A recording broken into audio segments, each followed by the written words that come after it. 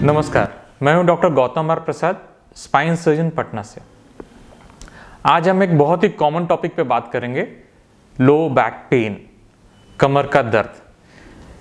कमर का दर्द इतना कॉमन है कि सर्दी खांसी के बाद और हेडेक के बाद अगर कोई डॉक्टर के पास जाता है तो वर्ल्ड वाइड ये तीसरा ऐसा कारण है जिसके लिए आदमी डॉक्टर से मिलने जाता है। तो कमर दर्द होता क्यों है?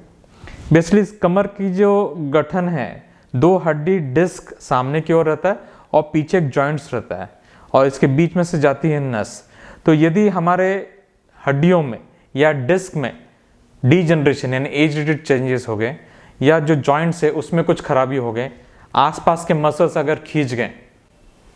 कोई खिंचाव के कारण वेट उठा लिया या चोट लग गया, भाग रहे हैं, गलत पोस्चर में बैठे हैं, किसी कारण से कुछ भी अगर इंजरी हुई तो ये जो पूरा पेन, इस जगह पे जो इन्फ्लेमेशन होगा उससे आपका ये एरिया जकड़ जाता है, आपको दर्द होता है और हमेशा हम लोग कंप्लेन करते हैं बैक पेन का।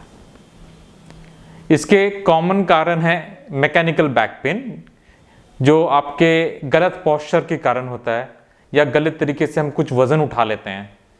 घंटों घंटों हम लोग काम करने के लिए बैठे रह जाते हैं, या फिर वजन बहुत ज़्यादा है, कसरत फिजिकल एक्टिविटी बहुत कम होती है, इन सब में बैक पेन होने की संभावना बढ़ जाती है। यदि आप स्पोर्ट्स प्लेयर हैं लेकिन आप स्पोर्ट्स खेलने से पहले एक्टिव अपने वार्म अप एक्सरसाइजेस नहीं करते हैं, गलत तरीके से कुछ काम कर लेते हैं, भागते हैं बिना वार्म अप किए, तो आपको बैक पेन होने की संभावना बढ़ जाती है। स्टडी ये भी कहता है कि यदि आप बहुत अधिक कसरत कर रहे हैं या कसरत नहीं के बराबर कर रहे हैं तो आपकी कमर की जो मांसपेशियां वो कमज़ोर हैं और उसके कारण आपको कमर दर्द होने की संभावना बढ़ जाती है। विटामिन डी की डेफिशिएंसी, उनके कारण भी बैक पेन अगर हो जाए तो काफ़ी समय तक रहती है और ठीक होने में समय ज़्यादा लगता है, दवाइयाँ ज़्यादा लेनी पड़ती हैं। तो बैक पेन इन सब कारण से तो होता ही है, कुछ अलग कारणों से भी होता है।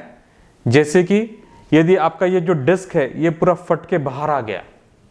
या इन हड्डियों में कोई बीमारी हो गई, जैसे बोन टीबी, कैंसर, या चोट लगने से हड्डियों में फ्रैक्चर हो गया, चाहे पीछे की हड्डी में, पीछे हड्डी के पिछले हिस्से में या अगले हिस्से में फ्रैक्चर हो गए, तो इन सब कारणों से भी हो सकता है। सबसे अच्छी बात है कि 80 to 90% टाइम जो बैक पेन होता है वो जो है कुछ दिन आराम करने से, कुछ दवा लेने से, हमारे लाइफस्टाइल को इंप्रूव करने से, परहेजी से ठीक हो जाता है। ये परहेजी क्या है? जैसे 30-40 मिनट से ज़्यादा एक जगह ना बैठें, गलत पोस्चर में ना बैठें, आपका वजन ज़्यादा ना हो, आपका BMI आप चेक करवाइए यानी बॉडी मास इंडेक्स। आप अगर एक्सरसाइज कर रहे हैं तो पहले हल्का वार्म अप कर लीजिए, फिर उसके बाद एक्सरसाइज कीजिए। पहले ही दिन आपका बहुत ज़्यादा वेट नहीं उठा लेंगे जिम में जाके, ग्रेजुअली आपके जो एक्सरसाइज की जो लेवल है वो बढ़ाते जाए, ये सब है आपको करना। और जो सीरियस बातें हैं जिनके लिए बहुत ज़्यादा चिंता के विषय कई बार बन जाती है, जैसे बोन टीबी हो गया, कैंसर हो गया, या ऐसा तकलीफ जिससे नस खराब हो रहा है, तो उसमें क्या होता है?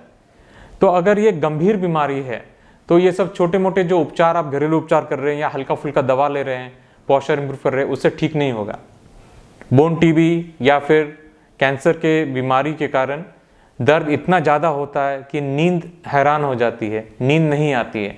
लेटने के बाद भी दर्द नहीं ठीक होता है। और यदि इन बीमारियों के कारण यदि नस पे कोई दबाव पड़ रहा है तो उस दबाव के कारण पैरों में दर्द, झिनझिनी, सुनपना या कमज़ोरी भी आ सकती है। तो यदि इनमें से कोई चीज़ आपको हो रही है तो अपने फौरन डॉक्टर से मिलना चाहिए। जो रेड फ्लैग साइंस हैं, यानी आपको अर्जेंट बेसिस पे बैक पेन अगर हो रहा है तो अर्जेंट बेसिस पे कब मिलना चाहिए डॉक्टर से, कुछ पॉइंट्स है जो मैं आपको बोल रहा हूँ। यदि बैक पेन चोट लगने से चालू हुई है, बैक पेन महीना भर हो गया नहीं ठीक हो रहा है, बैक पेन जो आपको रात का नींद आपका खराब कर दे रहा है, बैक पेन जिसके साथ आपका वेट लॉस हो रहा है, बैक पेन जिसके साथ कुछ और भी आपको सिम्टम्स हो रहे हैं, जिससे भूख नहीं लग रही है, उल्टियाँ हो रही है, या बैक पेन जिसके साथ आपके पैरों में दर्द जा रहा है, जिसके आगे जाके पैर में कमज़ोरी आ रही है, इन सब कारणों से अगर आप जूझ रहे हैं तो आपने बैक पेन के लिए अर्जेंट बेसिस पे डॉक्टर से मिलना चाहिए और उनसे संपर्क करके आगे का ट्रीटमेंट करना चाहिए। Thank you very much.